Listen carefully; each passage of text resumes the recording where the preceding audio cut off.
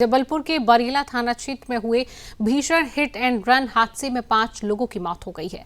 हादसे के बाद आक्रोशित परिजन और ग्रामीण शव लेकर सड़क पर धरने पर बैठ गए। पीड़ितों ने मुआवजे व सरकारी नौकरी की मांग को लेकर रायपुर जबलपुर नेशनल हाईवे पर चक्का जाम कर दिया। इससे हाईवे पर करीब 6 घंटे तक लंबा जाम लगा रहा और यातायात पूरी तरह से प्रभावित हुआ है।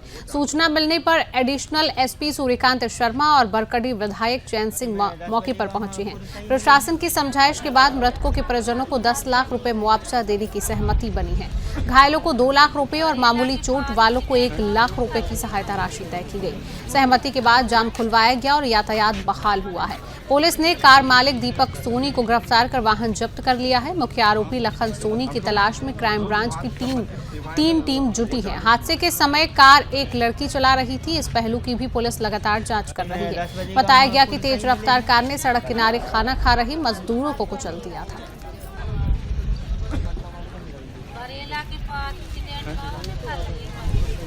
थाना बरेला में हाईवे में एक सफेद रंग की कार चालक ने वहां मजदूर कुछ काम कर रहे थे, उनको कुचल दिया, जिनको तत्काल मेडिकल भर्ती किया गया था। इस घटना में 2 महिलाओं की मृत्यु हुई थी, शेष इलाजरत थे।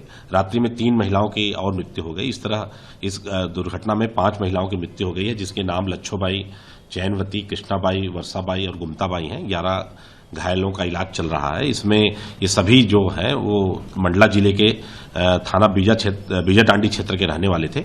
इसमें थाना बरेला में कार चालक के खिलाफ अपराध दर्ज कर लिया गया है।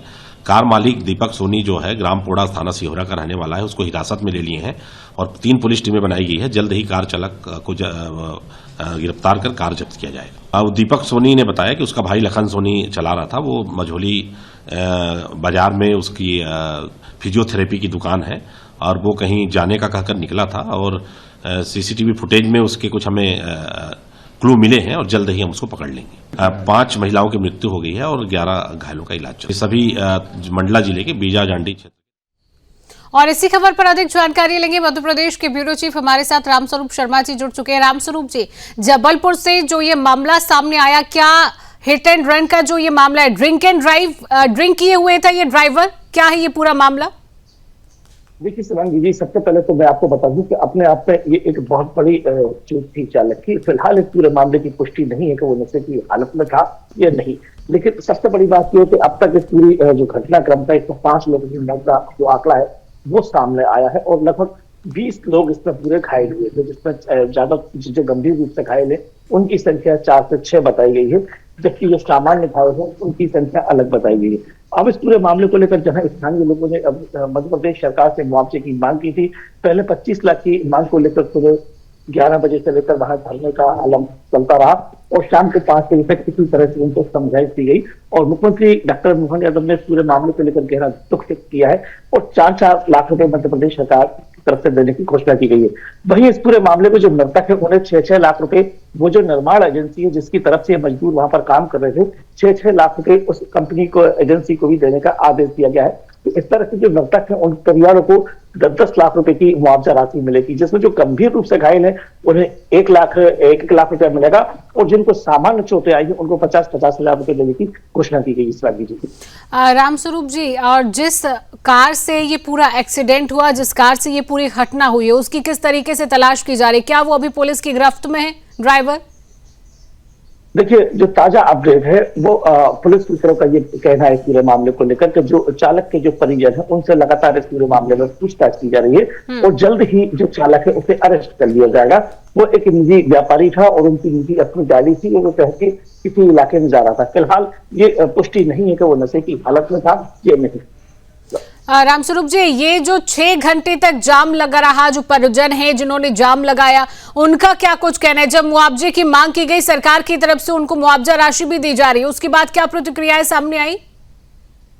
प्राथमिक की जो मांग थी आंदोलनकारियों की, प्रदर्शनकारियों की, धरना जिन लोगों ने दिया, उनकी यह मांग थी कि जो पीड़ित परिवार हैं जिनके घर में इस तरह की जो मानवीय क्षति हुई है उन्हें 25-25 लाख रुपए की राशि दी जाए और सुबह 11 बजे से यह धरना प्रदर्शन शाम के 5 बजे तक चलता रहा और जो 100 थे उन शवों को बर्फ की सिल्ली पर लटाया गया था ताकि किसी तरह की जो शव होते हैं उनके अंदर दुर्गंध जैसी स्थिति न बने।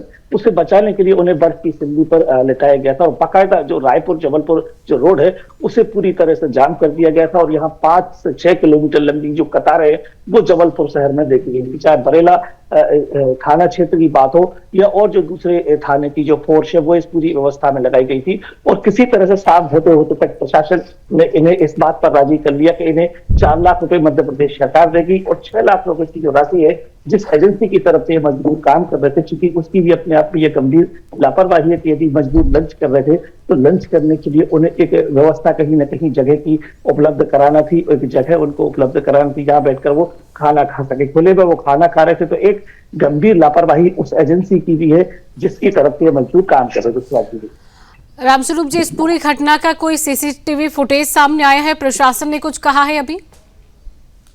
बिल्कुल, देखिए जो पुलिस सूत्रों की जांच की हुई है वो केवल सीसीटीवी जो कैमरा होते हैं उनके आधार पर और जो गाड़ी एक्सीडेंट में जो डैमेज हुई थी तो डैमेज होने के बाद वो एक चौराहे से जब दूसरे चौराहे से निकलती है तो वहां टूटी हुई गाड़ी को देखा गया और उसके बाद में गाड़ी की शिनाख्त की गई है। एक सोनी परिवार की ये गाड़ी बताई गई है। उसके परिवार के जो सदस्य हैं उन्हें पुलिस ने हिरासत में लिया है। उनसे जो चालक है उसके संबंध में पूछताछ जारी है। बिल्कुल रामस्वरूप जी, तमाम जानकारी साझा करने के लिए आपका बहुत बहुत धन्यवाद।